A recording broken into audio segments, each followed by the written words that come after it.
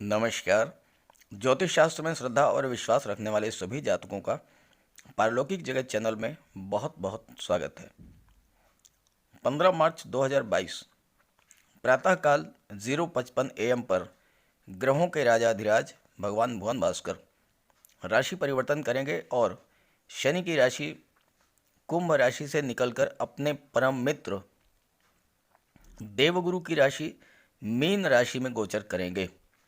सूर्य का ये गोचर मीन राशि में 14 अप्रैल 8:32 तक रहेगा और सूर्य का ये राशि परिवर्तन ज्योतिषीय दृष्टिकोण से बहुत ही महत्वपूर्ण रहने वाला है, क्योंकि सूर्य राजा हैं और राजा का आगमन महामंत्री देवगुरु के घर में हो रहा है, तो इसका बहुत ही श्रेष्ठ प्रभाव पड़ेगा समस्त चराचर जगत पर। तो सूर्य के इस राशि परिवर्तन का मीन राशि के जातकों के जीवन पर क्या प्रभाव पड़ेगा, इसी का विश्लेषण करेंगे इस वीडियो में। लेकिन वीडियो शुरू करने से पहले ये समझना जरूरी है कि सूर्य क्या हैं, सूर्य का हमारे जीवन पर क्या प्रभाव पड़ता है और सूर्य का देवगुरु की राशि में गोचर का क्या प्रभाव पड़ेगा, और इसके बाद सूर्य के राशि परिवर्तन पर चर्चा करेंगे। तो चलिए वीडियो शुरू करते हैं। तो पहले समझते हैं सूर्य को।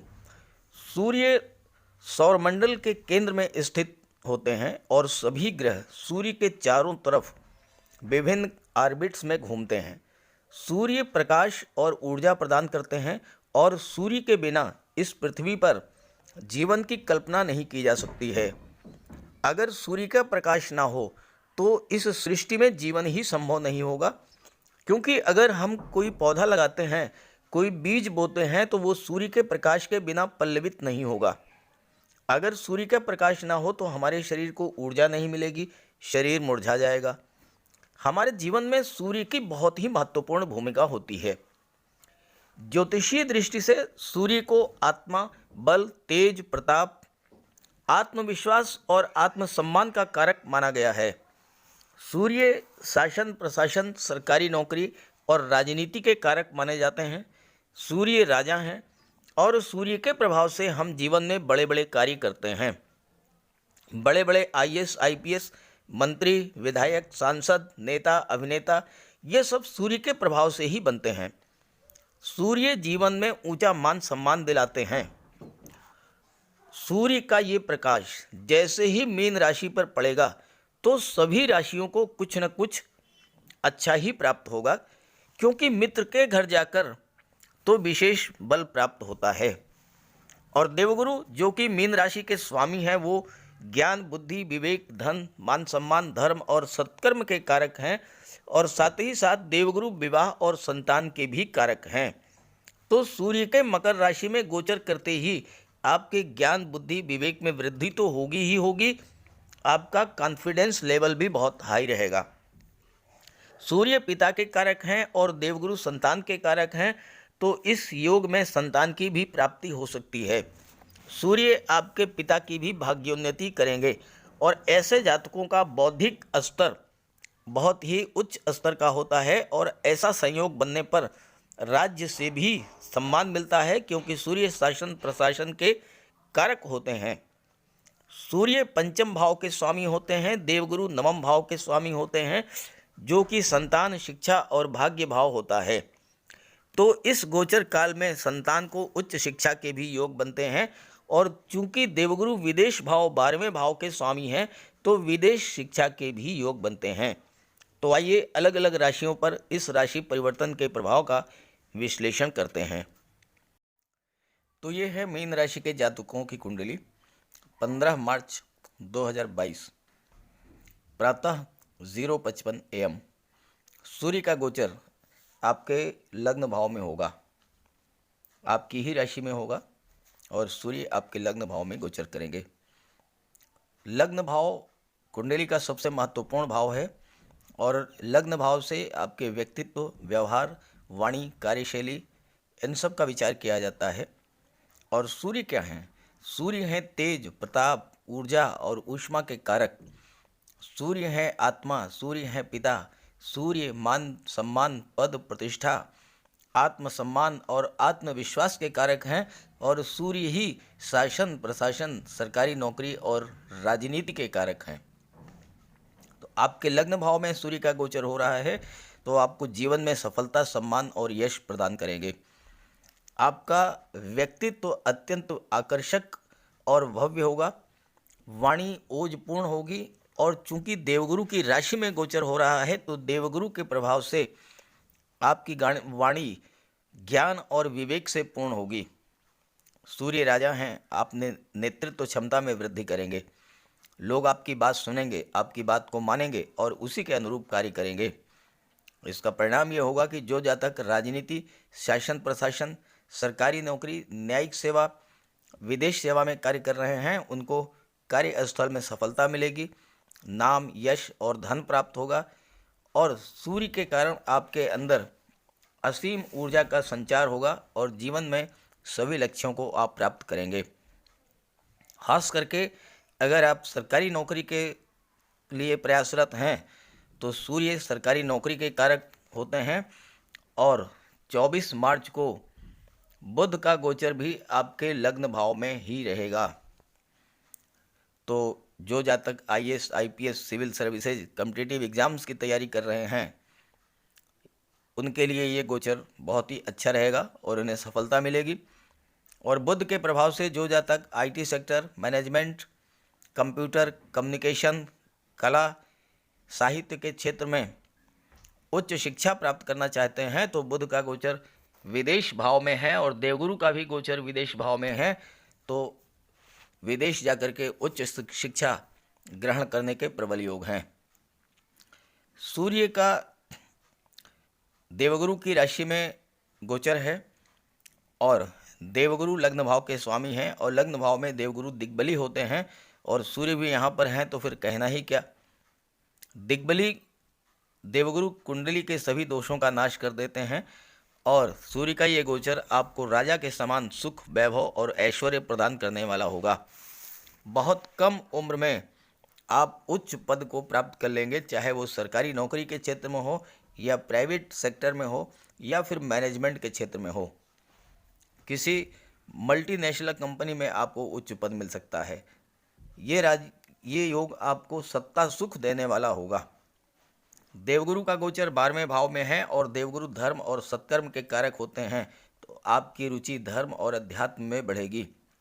खास करके वो जातक जो धर्मोपदेश, ज्योतिष, धार्मिक कर्मकांड करने वाले, पुरोहित हैं, स्वर्णकार हैं, जौहरी हैं, काउंसलर हैं, इकोनॉमिस्ट हैं, या शिक्षण संस्थाओं से जुड़े हुए हैं, उन सभी के लिए सूर्य का ये राशि परिवर्तन देवगुरु की राशि में हो रहा है, तो बहुत ही श्रेष्ठ लाभ देने वाला होगा। अब बात कर लेते हैं सूर्य की दृष्टियों के बारे में। सूर्य का गोचर देवगुरु की राशि में हो रहा है, इसलिए देवगुरु पर अगर चर्चा ना की जाए तो ये वीडियो अधूरा रहेगा। इसलिए देवगुरु के बारे में भी बात कर लेते हैं। और देवगुरु का गोचर आपकी कुंडली के 12वें भाव में हो रहा है। 12वां भाव विदेश का होता है, खर्चों का होता है, धर्म और अध्यात्म का होता है। साथ ही साथ 12वां भाव जेल, राजदंड और न्यायपालिका का भी होता है। और देवगुरु अकेले ऐसे ग्रह हैं जो कुंडली के सभी भाव में शुभ फल देते हैं। तो देवगुरु ज्ञान, बुद्धि, धर्म और सत्कर्म के कारक होते हैं। तो ऐसे में आपकी रुचि धर्म और अध्यात्म में हो सकती है, ज्योतिष में बढ़ेगी। हालांकि खर्च भी बढ़ेंगे, लेकिन आपके ये जो खर्च होंगे ये धार्मिक कार्यों या मांगलिक कार्यों में खर्च होंगे। चूँकि देवगुरु विवाह और संतान के कारक होते हैं, तो आपके घर में कोई वैवाहिक आयोजन हो सकता है या संतान का जन्म हो सकता है और उस पर खर्च होगा। 12वां भाव मोक्ष का भी होता है, तो आपकी रुचि धर्म अध्यात्म में बढ़ेगी। तीर्थयात्रा, देशाटन, देवदर्शन की इच्छा आपकी थी वो पूरी होगी। बस एक बात का आपको ध्यान में रखना है कि आपके स्वभाव में दया, करुणा और दूसरों की मदद करने की इच्छा होगी, जिसका लोग गलत फ़ायदा भी उठा सकते हैं। इसीलिए किसी को पैसा उधार देने से बचें। लोग आपको मीठे सपने दिखा करके आपसे आपका धन ऐंठ सकते हैं, तो ऐसे लोगों से सावधान रहें, क्योंकि पैसा आपका डूब जाएगा। लॉटरी, सट्टा, जुए, इन सब से भी दूरी बना करके रखें। देवगुरु की सप्तम दृष्टि कुंडली के छठे भाव पर पड़ेगी और छठे भाव के स्वामी स्वयं सूर्य हैं, तो यहाँ भी आपको लाभ ही लाभ होगा। छठे भाव पर देवगुरु की दृष्टि आपके अंदर इंट्यूशन पावर बढ़ा देगी, यानी भविष्य में आने वाली किसी भी घटना का, चाहे वो अच्छी घटना हो या ख़राब घटना हो, उसका आभास आपको हो जाएगा और उसी के अनुसार आप अपनी प्लानिंग कर लेंगे। हालांकि स्वास्थ्य से आपको सावधानी रखनी पड़ेगी। स्वास्थ्य के दृष्टिकोण से ननिहाल पक्ष से आपको धन का लाभ हो सकता है और ननिहाल पक्ष से व्यापार व्यवसाय अगर आप करते हैं तो वो भी बहुत अच्छा रहेगा। और देवगुरु की पंचम दृष्टि आपके सुख भाव पर पड़ेगी। इसके स्वामी बुध हैं और बुध का गोचर आपके लग्न भाव में है, तो सुखों में वृद्धि होगी, भौतिक सुखों में वृद्धि होगी। घर, जमीन, वाहन, प्रॉपर्टी ये सब आप ले सकते हैं और इससे आपको लाभ भी होगा। साथ ही साथ आपके घर परिवार में भी सौहार्द का वातावरण बना रहेगा। और देवगुरु की नवम दृष्टि जो है वो अष्टम भाव पर पड़ेगी और यहाँ पर देवगुरु आपको दैवी सपोर्ट दिलाएंगे। आप पर आने वाली कोई भी परेशानी, विपत्ति अपने ऊपर ले लेंगे और आपको बिल्कुल उससे सुरक्षित रखेंगे। और देवगुरु आपके कर्म भाव के भी स्वामी हैं, तो कर्म भाव स्वामी के स्वामी होने के नाते जो जातक शिक्षा, वाणिज्य या काउंसलर हैं या ज्योतिष से जुड़े हुए हैं, धर्म उपदेशक हैं, राजनीति से जुड़े हुए हैं, जिनका कोई शिक्षण संस्थान है, कोई कोचिंग इंस्टीट्यूट है, जो जातक banking sector, finance sector, education sector से जुड़े हुए हैं, बैंक, ब्याज, बट्टा, गिरवी का कार्य करते हैं, स्वर्णकार हैं, जौहरी हैं, ऐसे सभी जातकों के कार्य क्षेत्र में उन्नति होगी और उन्हें प्रबल लाभ होगा। अब आइए बात कर लेते हैं सूर्य की दृष्टि के बारे में। सूर्य की सप्तम दृष्टि आपके कुंडली के सप्तम भाव पर पड़ेगी, जहां से आपके दाम्पत्य सुख, पार्टनरशिप, लव रिलेशंस और पब्लिक रिलेशंस और पब्लिक इमेज का विचार किया जाता है। और इसके स्वामी हैं बुध, और बुध अत्यंत सौम्य ग्रह हैं और बुध भी लग्न भाव में गोचर करेंगे 24 मार्च को। बुध की भी दृष्टि पड़ेगी सप्तम भाव पर। आपका दाम्पत्य जीवन अत्यंत सुखमय रहेगा। हालांकि सूर्य के प्रभाव से थोड़ा बहुत अहंकार और ईगो आपके मन में डेवलप कर सकता है, लेकिन कोई विशेष नुकसान नहीं होगा।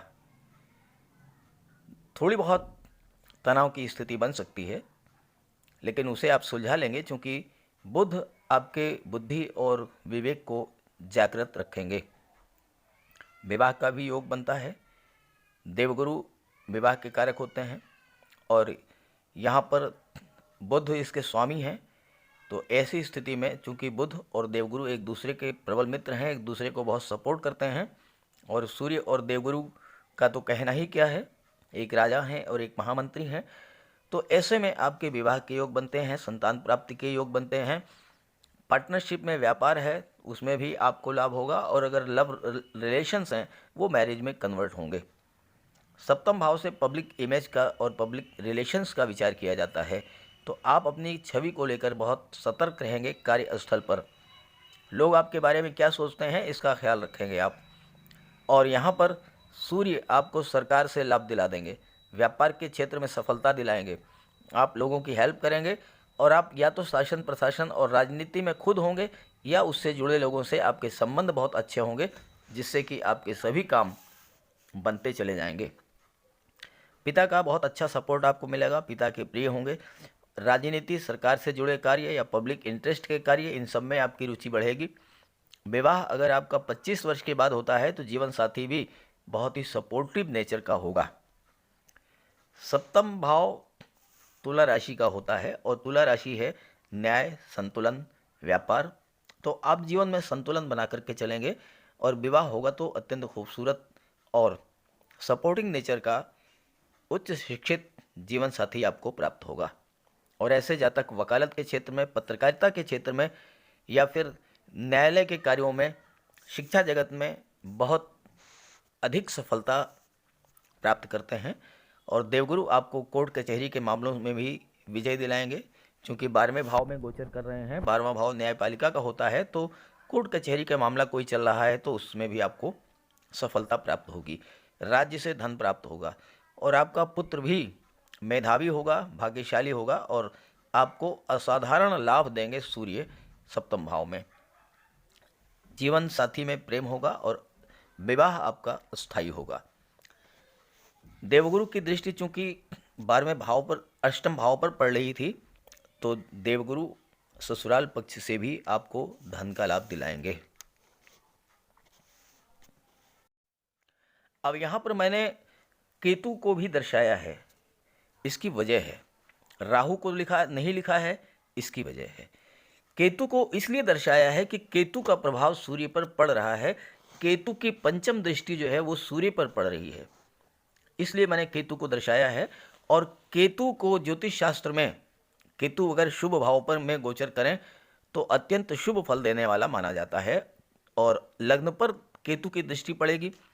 केतु आकस्मिकता के कारक होते हैं, तो 15 मार्च से 14 अप्रैल के बीच कोई न कोई एक बहुत ही महत्वपूर्ण घटना अचानक से आपके जीवन में घटेगी और ये शुभ घटना होगी। आपको अचानक से कहीं से धन प्राप्त हो सकता है। अचानक से आपका कोई काम जो रुका हुआ था वो बन जाएगा। अचानक आपको नौकरी मिल सकती है। अचानक आपका व्यापार शुरू हो सकता है। कोई न कोई एक घटना जरूर घटेगी आपके जीवन में, ऑल ऑफ सडन घटेगी और वो आपके लिए बहुत ही लाभप्रद होगी। ये होता है केतु का प्रभाव। अब आप अक्सर कमेंट करके पूछते हैं, प्रश्न आपके यही आते हैं कि राजयोग बनते हैं, मैं जो बताता हूँ वैसा आपके जीवन में घटित नहीं हो रहा है। तो उसकी वजह है, आप अपनी जन्म कुंडली को देखिए। जन्म कुंडली में सूर्य की, बुध की या गुरु की क्या स्थिति है। अंश बल से ये तीनों ही ग्रह कमजोर हैं या मजबूत हैं। अगर इनका अंश बल 12 डिग्री से 18 डिग्री के बीच है तब तो ठीक है। अदरवाइज अगर 12 डिग्री से कम है या 18 डिग्री से अधिक है अंश बल, आपको उपाय करना पड़ेगा। उपाय करेंगे, ग्रहों को बल मिलेगा और आपको लाभ होगा। साथ ही साथ आप ये भी देखें कि आपके जीवन में अंतर्दशा या महादशा किसकी चल रही है। जिस भी ग्रह की महादशा या अंतर्दशा चल रही हो, आप उसका उपाय जरूर कीजिए, तभी आपको पूरा लाभ मिल पाएगा।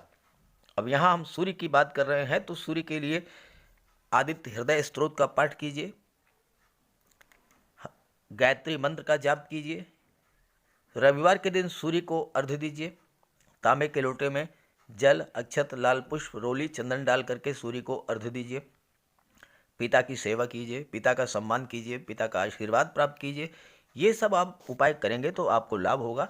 और जो मैं आपको बता रहा हूँ वैसा ही आपके जीवन में होगा। और आप नोट कर लीजिए, 15 मार्च से 14 अप्रैल के बीच में कोई एक महत्वपूर्ण घटना आपके जीवन में जरूर घटित होगी। और जब ऐसा कुछ हो तो कमेंट करके ज़रूर बताइएगा, ताकि आपके साथियों को भी इसकी जानकारी हो सके। तो सभी ग्रहों की कृपा दृष्टि आप पर बनी रहे, इसी भावना के साथ आप सभी का बहुत बहुत धन्यवाद। नमस्कार।